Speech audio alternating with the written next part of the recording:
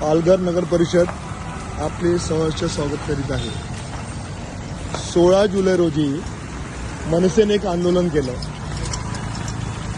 या खड्ड्यांच्या संदर्भात। Reliance mart समोरचा हा रस्ता आहे आणि 17 जुलैला हे खड्डे भरण्यात आले आणि ते खड्डे जे भरले त्याचे फोटोग्राफ्स आणि व्हिडिओज पालघर मनसेच्या प्रत्येक कार्यकर्त्यांनी आपापल्या सोशल मीडियावरती पोस्ट केले आणि आज 24 जुलै आहे। मधले फक्त 6 दिवस गेले, परिस्थिती परत तीच झाली आहे, परत तसेच खड्डे पडले आहेत। डेंजरस परिस्थिती आहे, कोणीही पडू शकतो, कोणाचा जीव जाऊ शकतो।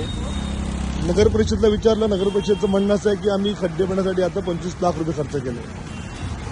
त्या 25 लाखामधले 20 लाख रुपये त्यांनी पालघर ईस्टला खर्च केले आणि 5 लाख रुपये पालघर वेस्टला खर्च केले।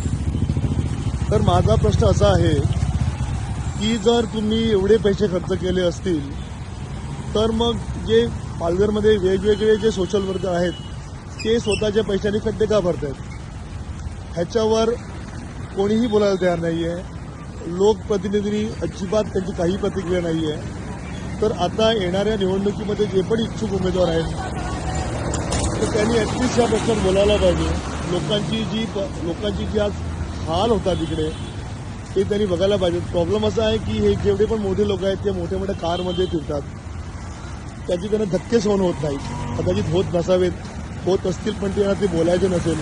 पण आता ह्याच्यावर काय बोलावं हेच मला कळत नाही आहे, कारण आपण सारखं किती वेळा हे व्हिडिओ बनवायचे, हे पोस्ट करायचे।